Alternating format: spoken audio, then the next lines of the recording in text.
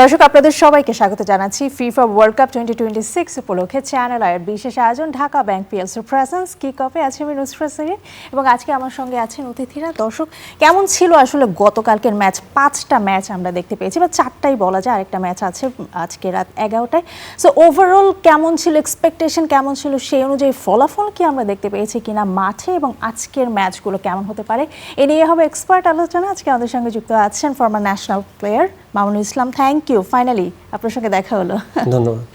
Thank you. আমাদের সঙ্গে আছেন প্রহেলিকা খান, উপস্থাপক। হাই, কেমন আছো? ভালো, তোমার কি খবর? এই তো ভালো, ভালো চলছে, তোমাকে দেখেও ভালো লাগছে। এবং আমাদের সঙ্গে যুক্ত আছেন আব্দুল বারী, সিনিয়র জার্নালিস্ট অ্যান্ড স্থায়ী সদস্য, জাতীয় press club. Welcome to our show. কেমন আছেন? তিনজনকে পেয়ে খুব ভালো লাগছে। আমি মামুনুল ভাইকে দিয়ে শুরু করি। মামুনুল ভাই, মানে are you happy as a player, are we happy? মানে গতকালকে ব্রাজিলের পারফরমেন্স দেখে, ব্রাজিল ভার্সেস মরক্কো, যে ব্রাজিলকে আমরা এক্সপেক্ট করেছিলাম সেটা কি আমরা দেখতে পেয়েছি?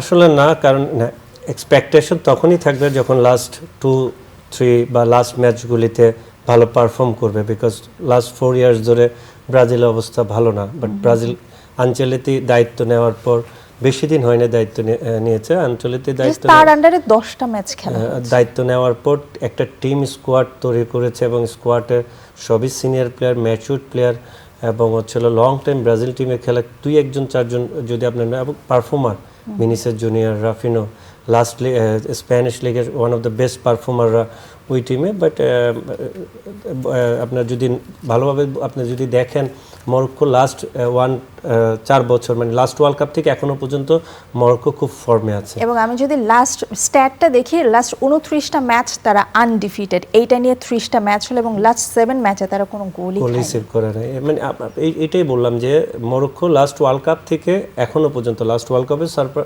আমাদের সবাইকে সারপ্রাইজ করছে, কারণ তারা সেমিফাইনাল গিয়েছে বেলজিয়াম, স্পেন এবং পর্তুগালের মতো টিমকে হারিয়ে।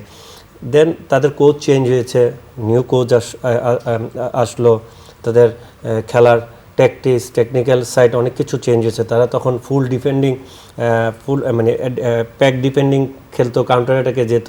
বাট এই কালকে তারা স্টার্টিং 35 মিনিটস আমাদের, মানে যারা ম্যাচ দেখে, যেমন আমি 4টায় ম্যাচ নিশ্চয়, আমি 3:40-50 উঠছে, ঘুম চোখ থেকে যায়, তখন পর্যন্ত যায় নাই। যখন সাডেনলি 10-15 মিনিট ম্যাচ দেখছি, তখন আর ঘুম আসেনি, কারণ এত প্রেশার, এত ইন্টেন্সিটি, এত প্রেসিং করে ফুটবল খেলছে। মানে 35 মিনিটসে আপনার ব্রাজিলকে তার ছন্দ ফুটবল বা তার সুন্দর ফুটবল খেলাটা একদমই খেলতে দিল না, এবং একসঙ্গে ডমিনেট করলো। সেকেন্ড হাফে যে তাদের 1-1 হওয়ার পর তারা কিছু জিনিস ট্যাকটিক্স চেঞ্জ করেছে। তারা সেম ডিফেন্ডিং, আপনার ডিপ ডিফেন্ডিংয়ে চলে গিয়েছে এবং তাদেরকে ব্রাজিলকে ব্রাজিলের হাফে খেলার সুযোগ দিয়েছে। যখন মরক্কো বল পেয়েছে, মরক্কো ব্রাজিলের হাফে খেলছে, তাদের হাফে কিন্তু টাচ বেশি করে নেয়, এবং সব দিক দিয়ে, সব পজিশন দিক দিয়ে মরক্কো এগিয়েছিল। অনলি ব্রাজিলিয়ান একটা প্লেয়ার আপনাকে, মানে ফুল টিমের মধ্যে একজনই পারফরমেন্স আমার কাছে মনে হয়েছে ভালো পারফরমেন্স করছে, ভিনিসিয়াস জুনিয়র। পুরো টিম 11, মানে 10 জন ছিল এক পক্ষে, ভিনিসিয়াস একা খেলেছে পুরো টিম, এক্সট্রাঅর্ডিনারি গোল করেছে এবং ট্রাই করেছে, চেষ্টা করেছে। ওর যে আপনার স্পেশালিস্ট 1 ভার্সেস 1 করা, থ্রেডে হাকিমির সাইডে থ্রেড দেওয়া, হাকিমি উল্টা তার সাইডে থ্রেড করছে, কারণ মরক্কো প্রত্যেকটা অ্যাটাক রাইট সাইড দিয়ে হয়েছে, ব্রাজিলের প্রত্যেকটা অ্যাটাক লেফট সাইড দিয়ে হয়েছে। এবং আমি বলবো যে ডিফারেন্স ম্যাচে অনেক বেশি। মনে হলো যে ব্রাজিলের ছন্দে এখনো আসে নাই, মরক্কোর ছন্দে আসছে। লাস্ট যে ওয়ার্ল্ড কাপে ডিপ ডিফেন্ডিং কাউন্টার অ্যাটাকে ফুটবল খেলেছে, বাট ব্রাজিলের সঙ্গে সে ওই ফুটবলটা করে নাই। ডাইরেক্ট ফার্স্ট হাফে ফুল প্রেসিং, প্রত্যেকটা জায়গায় ডুয়েট বলে উইন করা, অ্যাটাক ফিনিশ করা, ব্রাজিলিয়ান মিডফিল্ডারকে আপনার কন্ট্রোল করতে না দেওয়া, সবকিছু দিয়ে আপনার মরক্কো অনেক দূর এগিয়ে ছিল। যেটা বললেন ফার্স্ট 35 মিনিটস আসলে মনে হচ্ছে যে এক পেশে হচ্ছে ম্যাচ। পরবর্তী আরো জানবো, প্রহেলিকার কাছে জানতে চাই, as I know you are a big fan of Brazil, if I am not wrong, right? So গতকালকার ম্যাচ দেখা কি হয়েছিল কিনা? ওকে, আমি এখনো বিধ্বস্ত, কারণ আমি সারা রাত ঘুমাইনি। তো ব্যাপারটা ছিল যে খেলাও তো বুঝি না, কিন্তু ব্রাজিলের ফ্যান ছোটবেলা থেকে, ব্রাজিল মানে হচ্ছে দেখতেই হবে। তো প্রথম গোলটা হওয়ার পর তো মানে লিটারালি Heartbeat হাত পা শেষ। কাঁপা শুরু করছে। আমি জাস্ট চোখ বন্ধ করেছিলাম, একটু করেছিলাম। আর একটা সমস্যা হয়েছিল যে আমি অ্যাপসে খেলা দেখছিলাম টফিতে, তো ব্যাচেলর মানুষ থাকি তো, টিভি নেই বাসায়, তো আশেপাশে মানুষজন চিৎকার দিচ্ছিল, আমি ভাবছিলাম কি না কি হচ্ছে। সো যখন ফাইনালি ব্রাজিল গোলটা করলো, একা রুমে একা ছিলাম এন্ড একা একা চিৎকার দিচ্ছিলাম, আর আমি মানে আমি ফিল করতেছিলাম যে আমার চিৎকারটা কেউ শুনতেছে কিনা আশপাশ থেকে, আমাকে কেউ দেখতেছে কিনা যে এই মেয়েটাও এনজয় করতেছে একা একা। সো ভালো লাগা ছিল। পরে আবার যখন মানে যখন ড্র হলো তখন আমার ঘুমটা আসলে ভালো হয়নি, এখনো মনে হচ্ছে একটু চাটা খেলে ভালো হতো। ওকে রাইট, বাট তুমি কি জানো, মানে তুমি বলছিলে যে বাসায় বসে খেলা দেখাও, যেহেতু টিভি নাই, আই স্ক্রিনে কিন্তু খেলা দেখার খুবই সুন্দর ব্যবস্থা রয়েছে। এবং দেখি আই স্ক্রিনে দেখব, No, you should watch it. You should watch in eye screen. It's more clear. So eye screen এ সবগুলো খেলা লাইভ যাবে, তুমি সেখানে দেখতে পারো। আমি তো বাড়ি ভাইয়ের কাছে যেতে চাই। বাড়ি ভাই আসলে কেমন এনজয় করেন ফুটবলের বিষয়টা? আপনি নিজেও একজন জার্নালিস্ট, দীর্ঘ বছরের অভিজ্ঞতা, এবং টি স্পোর্টসে খেলা দেখানো হচ্ছে, আই স্ক্রিনে খেলা দেখানো হচ্ছে। এই যে শুরুতে আমরা আগে টেলিভিশনে দেখতাম, এখন মানে অনলাইনেও দেখতে পাই। প্রহেলিকার মতো যারা আছে সবাই কিন্তু বাসায় বসে এখন মোবাইলে বসে খেলা দেখতে পায়। এই জিনিসগুলো আসলে কতটুকু হেল্পফুল হচ্ছে? না, আমরা একসময় একটা বিজ্ঞাপন শুনতাম যে ছোট হয়ে আসছে পৃথিবী, এই যে হাতের মুঠোয় পৃথিবী। এই যে আপা বললেন যে বড় টেলিভিশনের পর্দা তো অনেকেরই আছে, 48 ইঞ্চি, 40 ইঞ্চি, 42 ইঞ্চি, যে যেরকম পারছে দেখছে। কিন্তু এই টেলিফোনটাকে যে একটা হাতের মুঠোয় একটা ছোট্ট স্ক্রিন, সেই স্ক্রিনে বসেও যে হইচই করা যায়, এবং বড় ট্যাবের যে ফিলিংসটা, এই ফিলিংসটা যে অর্জন করা যায়, সেটা আপার বক্তব্যের মধ্যে চলে আসছে। যে সে কিন্তু not only she, I also habituate to see or use the mobile screen. আমার সামনে ওই যে বড় টেলিভিশন দেখার সুযোগ নাই। মোস্ট অফ দি টাইম আমরা যারা কর্মজীবী লোক, আমাদেরকে কিন্তু এটাই আমাদের বড় সম্বল। আমাদের মোবাইলগুলোতে ওইভাবে অ্যাপ সেট আপ করা আছে হোল ওয়ার্ল্ডকে। আমি আমার টেলিভিশন একটা অ্যাপ আছে, আমি ম্যাপের উপরে টাচ করে যে দেশের সবগুলো চ্যানেল আমি দেখতে পারি, সবগুলো চ্যানেল একটা অ্যাপের মাধ্যমে। আমি জাস্ট ম্যাপটাকে ঘুরাইলে যদি মনে করি যে আপনি ফিলিপাইন দেখবেন, ফিলিপাইন টিপ দিবেন, ওর যখনের চ্যানেল আছে সবগুলো দেখা যাবে। তা আমি টিপ দিলেই দেখতে পারি, আমি অ্যাপটা ব্যবহার করি। আচ্ছা, যাই হোক, আচ্ছা, প্রোগ্রামের পরে আমরা ওই অ্যাপটা সবাই আমি একটা জিনিস বলি যে আপনি যেটা বললেন সেটা হলো টি স্পোর্টস। টি স্পোর্টস হচ্ছে বসুন্ধরা গ্রুপের মালিকানাধীন একটা প্রতিষ্ঠান। যদিও আমাদের টেলিভিশন আরেকটাও রয়েছে, যেটা নিউজ 24 আছে। টি স্পোর্টসটা হচ্ছে স্পেশালাইজড। যদি আপনি কখনো টি স্পোর্টস ভিজিট করে থাকেন, এই টি স্পোর্টসের পিছনে এত গুরুত্বপূর্ণ যন্ত্রপাতি এবং যা সেট করা হয়েছে, তা এশিয়ার মধ্যে অন্য কোনো টেলিভিশনে এত ইকুইপমেন্ট আছে বলে আমি দেখিনি। If you like to see, then we can arrange যে কী রাখা হয়েছে। এ প্রসঙ্গে আমি একটা কথা বলি, অনেকেই বলে থাকেন বসুন্ধরা গ্রুপের যে চেয়ারম্যান আহমেদ আকবর সেলিম সাহেব, আমি কেন কথাটা বলছি যে উনি যেটা মনে করেন, উনি বলেন যে দেশ ও মানুষের কল্যাণে বসুন্ধরা। শুধুমাত্র ব্যবসা না, স্পোর্টসের ক্ষেত্রে মানুষকে যে টি স্পোর্টস দিয়েছে, যেটা আগে বাংলাদেশে এই প্রথম। এই জন্য আপনাদেরকে আমরা ধন্যবাদ জানাতে চাই যে একদমই পূর্ণাঙ্গ একটা স্পোর্টস চ্যানেল এনেছেন, যেটা আই স্ক্রিনে দেখানো হচ্ছে। আমি একটা ছোট্ট বিরতি নিচ্ছি। তাই না, এখানে আবার ইউডিও হয়েছে যে অ্যাপের সাহায্যে কিন্তু আপনি এই দেখতে পাচ্ছেন। আমি এই ব্যাপারে একটু বলবো আপনাকে। আমরা একটা ছোট্ট বিরতি নিয়ে আসি। দর্শক, আপনারা দেখছেন চ্যানেল আইয়ের বিশেষ আয়োজন Dhaka bank PLC presence kick of. নিচ্ছি ছোট্ট একটি বিরতির, সাথেই থাকুন।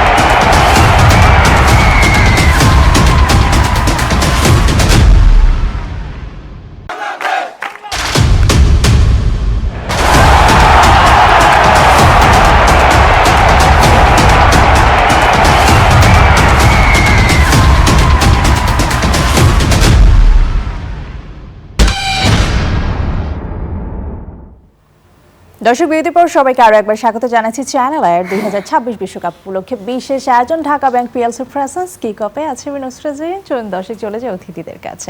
মামুন ভাই, আজকে আরেকটা মনে হয় হাই ভোল্টেজ ম্যাচ রয়েছে, which is Netherlands versus Japan. জাপানকে কোনোদিন আমরা গুরুত্বই দিইনি হয়তোবা বেশ কয়েক বছর আগে, বাট লাস্ট ওয়ার্ল্ড কাপ থেকে তারা বেশ ভালো করেছে আমরা দেখছি। নেদারল্যান্ডস তো পরীক্ষিত টিম, তো কি মনে হয় এই ম্যাচটা কি এমন কিছু হতে পারে কিনা, আনএক্সপেক্টেড কোনো রেজাল্ট? ওয়ার্ল্ড কাপের স্টার্টিং থেকে সাউথ কোরিয়া, কাতার লাস্ট ডে টুডে, আপনার আজকের দিনই তো সবকিছু। কাতার ড্র করলো সুইজারল্যান্ডের সাথে, কোরিয়া 2-1 জিতছে, আপনার অস্ট্রেলিয়া 2-0 আপনার তুর্কিকে হারিয়েছে। তাহলে এশিয়ান একটা ভালো রেজাল্ট, ভালো গ্রুপের ফার্স্ট ম্যাচগুলিতে তারা অলমোস্ট 70% সেকেন্ড রাউন্ডে ডান করে ফেলছে যে ম্যাচে, এবং কাতার ভালো ম্যাচ না খেললেও সে তার পয়েন্টটা রেখে দিয়েছে, আর দুইজন ভালো ফুটবল খেলে কিন্তু পয়েন্ট অর্জন করেছে।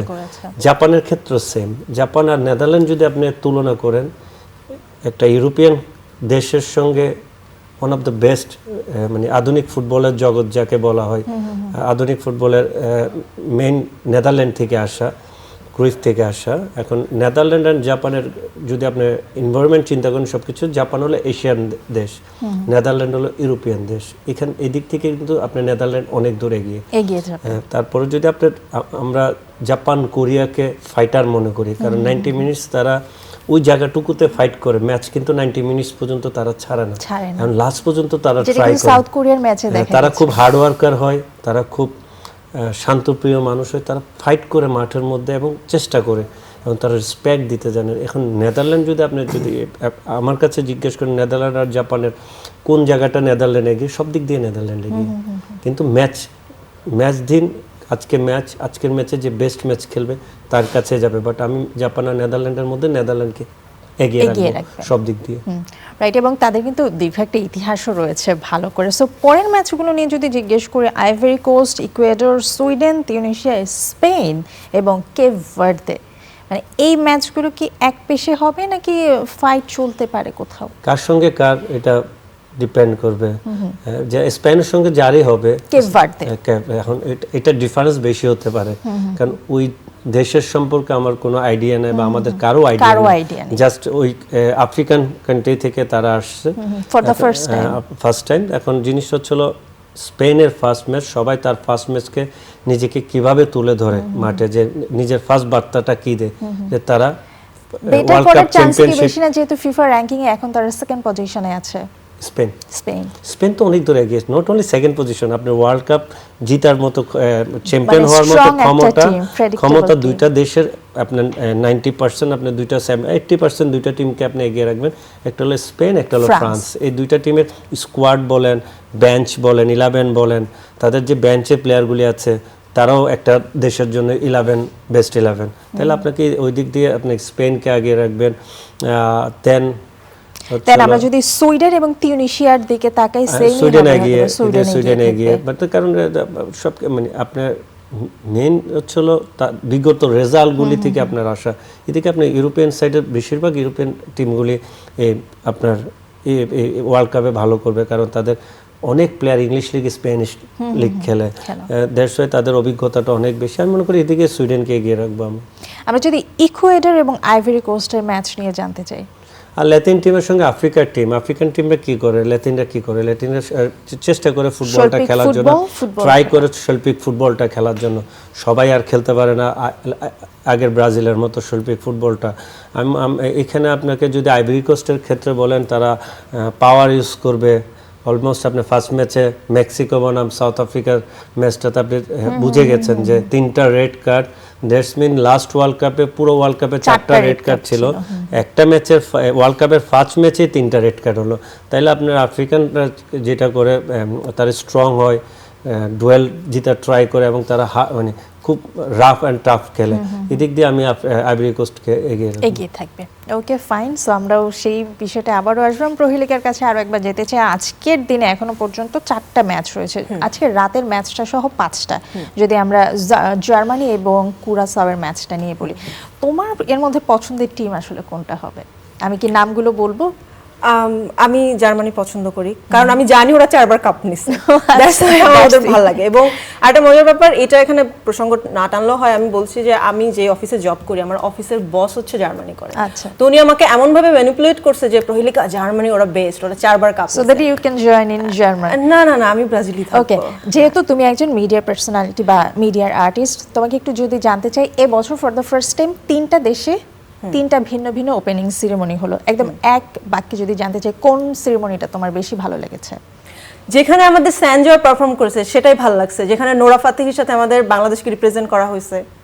So it's Canada. ইয়া, মানে বাংলাদেশের পারফর্মার থাকায় এটা তুমি তো নিশ্চয়ই জানো যে কি হচ্ছে, মানে আমরা বিশ্বকাপ দেখতেছি, তার মধ্যে সঞ্জয় যখন বাংলাদেশি একটা স্যুট পরে সেখানে বাংলাদেশের পতাকা, তারপরে শাপলা, তারপরে হচ্ছে রয়্যাল বেঙ্গল টাইগার, এইটা রিপ্রেজেন্ট করছে সেখানে, মানে এমন অবস্থা হয়েছে যে আমরা ফিল করতেছি যে বাংলাদেশ আসলে বিশ্বকাপে জয়েন করে ফেলছে, যদি আমরা খেলতেছি। মাঠের ফুটবল না খেললেও কোনো একজন মানুষ আছে যে বাংলাদেশকে রিপ্রেজেন্ট করেছে। নাইস। বাড়ি ভাই, আপনার কাছে আরো একবার যেতে চাই, মানে এই যে ফুটবল এবং ফুটবলের সঙ্গে বর্তমান বাংলাদেশের যে একটা ক্রেজ তৈরি হয়েছে, যেটা আমরা 60, 70, 90, 80 দশকে দেখেছি, মামুনুল ভাইরা যখন খেলেছে তখনও দেখেছি, সো রাইটটাও আবারও সেটা সৃষ্টি হয়েছে।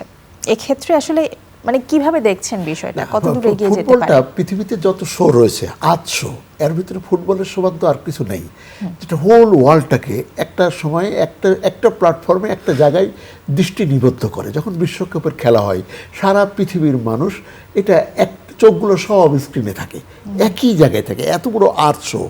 এবং যদিও আমাদের টিম নেই, বাংলাদেশের টিম নেই, তারপরেও কিন্তু বাংলাদেশে এই যে আপনার বললেন জার্মানি, ফ্রান্স, ব্রাজিল, আর্জেন্টিনা, এই সমস্ত পতাকাগুলো দিয়ে বাংলাদেশে কিন্তু একটা ব্যাপক জানতে চাচ্ছিলাম বাংলাদেশের ফুটবলকে নিয়ে আপনি আসলে কতটুকু আশাবাদী? না, বাংলাদেশের ফুটবল নিয়ে দেখেন, বাংলাদেশের ফুটবলের মতো আগাতে পারেনি। যেমন ধরেন আমরা যে এই যে খেলতে আমরা গেলাম না, এটা তো একটা রাজনৈতিক সিদ্ধান্তের উপর আমরা খেলতে গেলাম না, কিন্তু খেয়াল করে দেখেন যে ইরান এবং আমেরিকার যুদ্ধ চলতেছে, সেখানেও কিন্তু তারা টিম পাঠিয়েছে।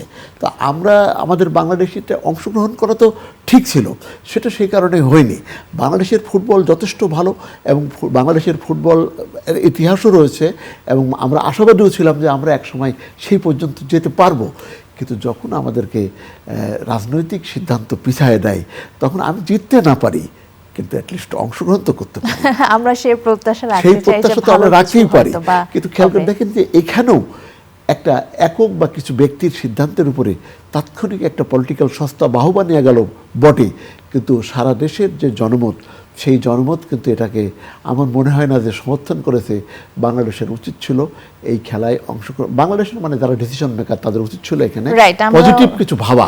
ইরান যখন আমেরিকার সাথে তার এত বড় অ্যানিমিটি, ভিসা দেয়নি, বলছে ম্যাচের দিন সকালবেলা আসবা, আবার বিকালবেলা টোলটোপলা নিয়ে চলে যাবা, তারপরেও they also agree to join on that match. হ্যাঁ, ওইটা আসলে ক্রিকেট ম্যাচ ছিল। এটাকে আমরা বলবো যে এটা ওয়ান প্যাট্রিয়টিজম, এটা একটা দেশপ্রেম। ইরানেরও একটা দেশপ্রেম, যে তাদের এনিমি দেশের সাথে তারা কি এনিমি জীবন। বাট আমরা ভালো কিছুর প্রত্যাশা করতে চাই। বাড়ি ভাই, মামুন ভাই, আপনার কাছে আরো একবার ফিরতে চাই। আমি আবারও একটু ব্রাজিলের প্রসঙ্গে আসতে চাই। আজকের ম্যাচগুলো থেকে কেন যেন মনে হচ্ছে যে বিশ্বের যত ম্যাচই খেলা হোক না কেন, যত টিমই থাকুক না কেন, Brazil, Argentina, Germany, Spain, France সবসময় এগিয়ে থাকবে। এই যে বলছিলেন কিছুক্ষণ আগে যে শৈল্পিক ফুটবল যোগবর্ণিত, সেই শৈল্পিক ফুটবলটা কোথায় যেন ব্রাজিলের নেই, টিম ফরমেশনে আমরা দেখতে পাচ্ছি না। যদি গতকালকের ম্যাচে বলি, আমার মনে হচ্ছে দিয়াগো তার পায়ে বল আসা পর্যন্ত সে ওয়েট করছিল, সে নিজে যে পাস করবে এই ধরনের কোনো কিছু আমরা দেখতে পাচ্ছিলাম না। আপনাকে বললাম যে কোনো কিছুতে তারা মরক্কোর সঙ্গে ডুয়েলতে পারছিল না, না স্প্রিটে, না পাসিং ফুটবলে, না কুইকনেসে, কোনো দিকে না ফিনিশিংয়ে, মানে স্পেস ক্রিয়েট করা, যেখানে রাফিনা, ভিনিসিয়াস জুনিয়রকে নিয়ে তারাই ব্যস্ত থাকবে, উল্টা তারা বিজি হয়ে পড়লো যে আপনার হাকিমিদেরকে নিয়ে। আপনি কোনো জায়গায় না দেখেন, 18 বছর একটা ছেলে ফার্স্ট ম্যাচ খেলতে নামলো মরক্কোর নাম্বার 6, সে কিন্তু ফ্রান্সের জুনিয়র ন্যাশনাল টিমে সব খেলছে। তার ফার্স্ট 27 না 28 দিনে, 24 না 14 দিন মনে হয় যে তারকে মরক্কোর খেলার জন্য পারমিশন দিয়েছে ফিফা, এবং সে মরক্কোর ন্যাশনাল টিমে ফার্স্ট ম্যাচ খেলছে, ওয়ার্ল্ড কাপের ফার্স্ট ম্যাচ, এবং সে নিজেকে এমনভাবে তুলে ধরছে। এখন সবাই, আপনি যদি একটু ইন্টারনেট জগতে যাবেন, তাকে নিয়ে যে আলোচনা, যে ব্রাজিলের 3টা মিডফিল্ডকে ছাড়িয়ে ওয়ার্ল্ড মিডফিল্ডের যে কয়েকজনের মধ্যে তাকে ধরা হচ্ছে যে 18 বছরের বাচ্চা যে ফুটবলটা খেলেছে সেটা মানে দেখার মতো। এক্ষেত্রে আমি একটা জিনিস একটু অ্যাড করতে চাই, যদিও আমাদের সময় একদমই শেষ। ইরান কুন্ড্রের কথা বলবো, অস্ট্রেলিয়ার এই ম্যাচে যিনি ফার্স্ট গোলটা করলেন। মজার তথ্য, আপনি নিশ্চয়ই জানেন যে তার কিন্তু লাস্ট 2 বছর আগে জাস্ট ইন্টারন্যাশনাল ডেবিউ হয়েছিল, এবং সেটা বাংলাদেশের বসুন্ধরা কিংসের মাঠে, এবং সে অস্ট্রেলিয়ায় খুব ভালো একটা আপনার তুর্কের এগেইনস্টে সে গোলও করেছে প্রথম গোলটা। যেহেতু একদম শেষ মুহূর্তে চলে এসেছি, আপনার কাছ থেকেও জেনে নিলাম। সো প্রশ্ন ছিল আপনাকে, শিওর। আমরা আমি জানি যে আমি কোন টিম পছন্দ সেটা আমি এখন বলবো। আমরা আজকে আর্জেন্টিনা নিয়ে কেন কথা বললাম না? আর্জেন্টিনার ম্যাচ তাদের সম্ভাবনা নিয়ে কথা বলতে পারি, আমরা সেই দিন কথা বলবো। আমরা আজকে না বলে যে দিন আর্জেন্টিনার ম্যাচ ওই দিন আমরা কথা বলবো। So thank you so much বাড়ি ভাই। প্রশ্ন ছিল যে আমি কোন দল, না আর্জেন্টিনা। ও আচ্ছা, আপনি আর্জেন্টিনা। যাই হোক, পাওয়া গেছে আমাদের ফ্যান। আমরা নেক্সট দিন হয়তো আবার কথা বলবো। বাড়ি ভাই থ্যাংক ইউ সো মাচ। ব্রাজিলের ড্রতে কি আপনি আমি আর্জেন্টিনাকে আমি পছন্দ করি। Thank you so much. Mamun ভাই thank you so much for being here. Finally আপনাকে পাওয়া গেল, থ্যাংক ইউ। দর্শক, বিশ্বকাপ যেহেতু চলছে এবং মজার ব্যাপার হচ্ছে বিশ্বকাপের যে কোনো আপডেট এবং যে কোনো লাইভ খেলা কিন্তু আপনারা ঘরে বসে বা যে কোনো জায়গা থেকে দেখতে পারেন অনলি অন আই স্ক্রিনে। দর্শক, আজকের মতো শেষ করছি। ঢাকা ব্যাংক পিএলসির প্রেজেন্স কিক অফ। ভালো থাকুন, সুস্থ থাকুন, চ্যানেল আইয়ের সাথেই থাকুন।